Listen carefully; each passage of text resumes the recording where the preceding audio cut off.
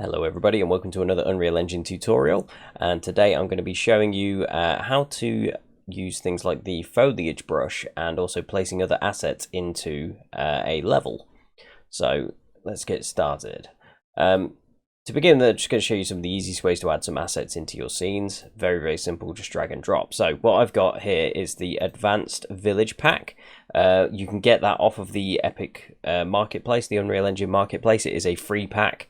Just search for Advanced Village and you'll find it. And you can basically then add that to a project. So then what I've got here is just a level that's literally just a landscape. I've got a little bit of a hill carved there just for demonstration purposes later on.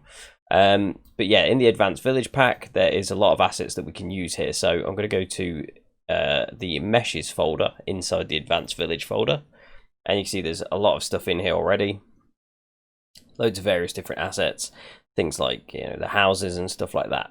Now, to add things in, you can simply just drag and drop like that. So you just click on them in the content browser. Left click, drag them in and let go, and that will place them, and it will always place them on whatever your cursor is kind of on. So if I get I don't know, let's get this hay bale for example, so it's appearing on the landscape floor there, but if I move my cursor over the house, it will also kind of position it onto the house. So you can always, if you want something on top of something else, you can always drag it on top like that.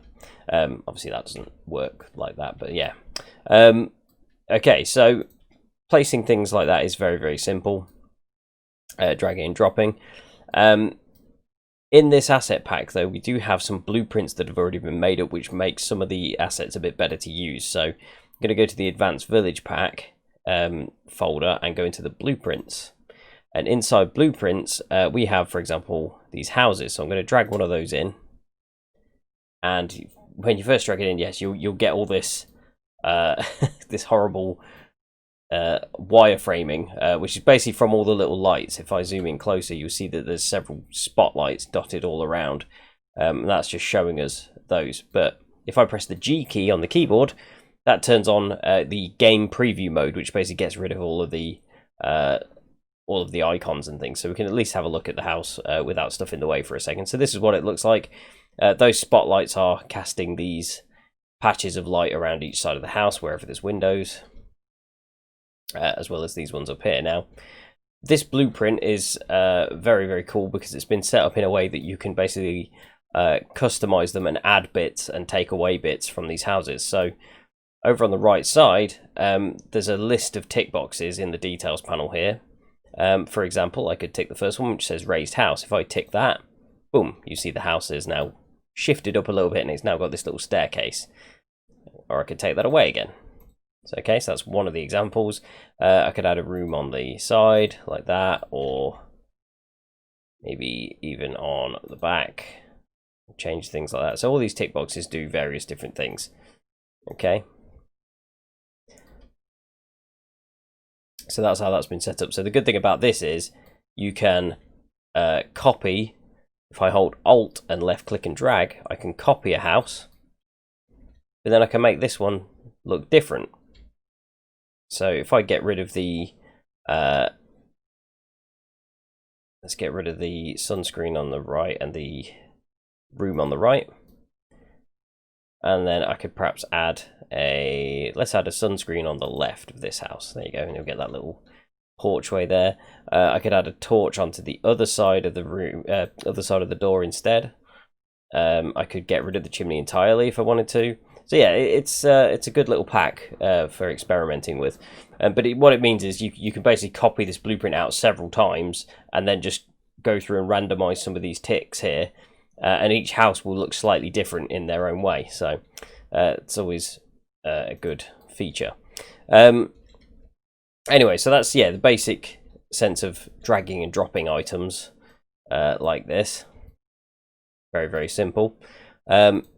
If we go back into the meshes, but you'll see there's other stuff in here such as the foliage. So let me show you how the best way to do foliage. Now, I have had people in the past try and do things like make a forest using trees. There's some trees down the bottom here. I've seen them make a forest by doing this.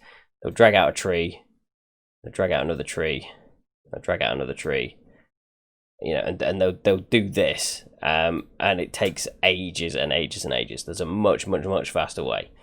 So let me undo those. What we're going to use is the Foliage Brush tool, which is something that's built into Unreal. So what I'm going to do here is go up to Modes, and I'm going to click the drop down, and I'm going to go to Foliage. Alternatively, you can press Shift and 3 on the keyboard. Now the Foliage Brush tools, there's some in here from when I was using them earlier. The Foliage Brush tools, in fact, let me remove these so that we can do them from scratch. There we go. So yeah, the Foliage Brush tool, it works on a landscape. I don't think it works on anything else, so you have to actually have a landscape in the scene for it to work, because it paints directly onto the landscape surface. But yeah, basically what it is, it's essentially a brush that allows you to paint models and things straight onto the landscape. So we can use it for trees and things. So let's get we've got these 3 trees here. Let's just start with one for now. So I'm going to click and drag it into this bit here. Okay, and this is kind of like your foliage library, if you like. So I've added the tree, and if I click on that tree, I can then see the details about it. So I can see what the model is, and then we've got some settings that we can adjust here, such as the density, which is how much it paints, the size of the brush. So at the minute, the brush is very small. So I'm going to make the brush bigger by using the square bracket key. There we go. So yeah, if I paint now, that's painted a lot of trees in one little clump. Look, they're all bunched together. So at the minute, the density is too strong. I'm going to undo that. I'm going to turn the density all the way down to 1. And then paint. There we go. Now it just does 1 tree. Okay, but one thing that it does automatically, if I'll plonk a few down, is they aren't all facing the exact same way either. It randomly rotates them so that they're all facing slightly different directions, which is good because you know, you don't want a row of trees all facing exactly the same way, because that would look a bit samey. Like I'll turn the setting off. It's this one here called Random Yaw. So if I turn that off and then paint a row of trees, every single tree is actually facing exactly the same way. So you don't really want that. But yeah, so random yaw, if that's on, then you're going to get a nice randomization. The other things that you can edit as well are things like the radius. So that is how close together can the asset be before it's painted. So currently it's 0. So at the moment, you know, yeah, there you go, it did 2 there. It can technically paint 2 trees right on top of each other. If I increase this radius, let's say to, I'll work out how big. I think each of these squares is a meter, I think. Let me just double check that. Go back to select mode, get a geometry box. Yeah, that's a 2 meter box that I just added in there. So let me get rid of that. So yeah, so each one of these grid squares is a meter. So if I go back to the foliage tool, back on the tree, and change the radius to be 100, because this is in centimeters. So if I set that to 100, it should mean that trees at an absolute minimum have to be more than a meter apart. And that's good. That's a good setting because it means you won't get any tree trunks that like actually intersect with each other. You can see that's probably the closest we've got there. This little gap here. But yeah, so setting the radius to the right amount is helpful as well. Right. So that's one thing you can do. The scaling is another handy tool as well. So you can set each tree that gets painted could be a different size. So if I let's put the minimum scale to 0.5, and let's put the maximum to 1.5. And now if I paint, you'll see it is randomizing the scale of the trees. Look, so we've got some small ones here, some bigger ones here, and some sort of almost regular size ones there. So again, that is also useful for making your scenes look a bit more organic, because you know, not every tree is all exactly the same size. So, but it means you can use the same asset over and over again and kind of disguise it. So that's another good thing to do. There's another one here called the Z offset. Now, if I go to let's go over to this hill, and you'll see when you paint using the foliage brush, by default, it will align the object to the angle of the surface that you're on. So if I just do this up the side, look, you'll see all these trees are now facing like outwards like that way because of the shape of the hill. Now that looks a little bit odd. If you look at a lot of trees in the wild and stuff, they don't tend to grow directly, like diagonally outwards from the ground. They always tend to grow more upwards. So I'm going to undo that brush stroke, and I'm going to turn off align to normal, which is this one here, and that's what makes it rotate towards the ground. So if I turn that off and then paint, you'll see the trees do stay perfectly upright.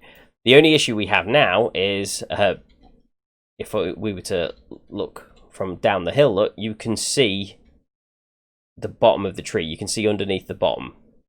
And that's not great. So what you'd want to do there is adjust the Z offset. So let's undo that brush stroke. Basically, the Z offset is how high above or low down below the landscape it spawns the tree. So I'm going to do let's go with minus 200. Let's try 2 meters and see what happens. So minimum and maximum, I'm going to set both to minus 200. All right, and then I'm going to paint some more trees up the hill and see what we get. Okay, yeah, that one's okay. I can't see it underneath there. Yep. Yeah, see, that's all right. I can't see under the bottom of it. The only thing I've got to be careful of now is that the top of the tree doesn't go into the hillside as well. But that's not too bad. But that's kind of what you want if you've got some hills going on there. You might not want it to be angled with the hill. So that's what you can do there. I'm going to set these back to their default settings and turn align to normal back on. But yeah, you can also set an alignment maximum angle. So basically, let's so this is the maximum angle in degrees that the foliage instances will be adjusted away from the vertical. So let's put this to like 20.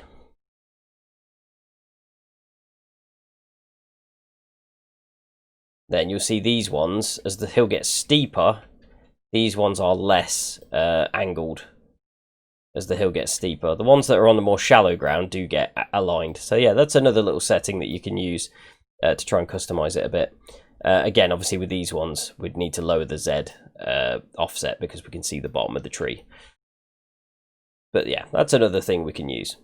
There is also the random pitch angle, which that one literally just randomizes its rotation as it's spawned. So yeah, see, you've got to be careful with this one, look, because there's a tree that's practically sideways there. So yeah, that one's that's probably not the best for use with trees, but maybe with smaller objects or something that you're not going to see as well. Set that back to 0 as well. You also have the ground slope angle, and this one is basically how steep a surface will it spawn a tree on. So at the minute it's set to 45. Let's get rid of these trees here and do another one. So let's set the maximum to something a lot shallower, like let's go with 15 degrees. Okay, so the maximum angle it will paint on is 15. So it'll do it on the floor, but then as I get up here, look, it now does not paint anymore because that angle is too steep. And as we get to the top of the hill, it should do some on top. Okay, it did some over there as well, but that's fine. So yeah, lots of little settings that you can adjust here. You can also adjust the height, which is basically like how high up from the ground can it spawn items as well. But yeah, so that's what you can do with the foliage brush, but that's just with one set of trees. So let's add in some more. So let's add in the other types of tree as well. Let's add this one in, and let's add this one in. I'm just going to check through the settings as well, make sure they're all got pretty much the same settings. So we want the density at 1. Let's set the density to 1. Radius was a meter, so 100. The scale was 0.5. So each item that you add in here has all of its own settings, by the way, so you'll need to make sure that they're all on what you would want them to be. I think that was about it. let's do the same for this one. So density 1, radius 100, scale 0.5, maximum 1.5. Okay, I think that'll do. So now if I paint and have a closer look, it's now using all of those trees. Okay, now it has spawned a couple of them over the top of each other, so we need to be a bit careful about that. So maybe we need to put the radius up a bit more. But yeah, it is now using all 3 of those trees. It is now spawning. You can see this. It gives you a little number there to tell you how many of it's created. So there's 12 of that tree, 12 of that tree, and 17 of that tree. Not sure why it did more of that one, but yeah. So you can do that. The brush can also have. You can use pretty much any static mesh and stuff in here as well. So let's add some grass in as well. So there's a little model here of some grass. I'm going to drag that in. And for this, I'm going to leave the density settings at 100 for this, because it's grass. It's going to be kind of tightly packed and stuff. But let's say I don't want it to paint the trees as well. So what you can actually do is on each icon, there is a little tick box. The tick box basically means, is it going to paint or not? So if I turn the tick boxes off on the trees, but keep the one on the grass and paint the grass, you see it just paints the grass. If I turn on one of the trees and paint as well, it's going to paint grass and the trees. Like so. Okay. But we could add some other stuff in here as well. Let's turn the tree off. Let's add a couple of flowers in.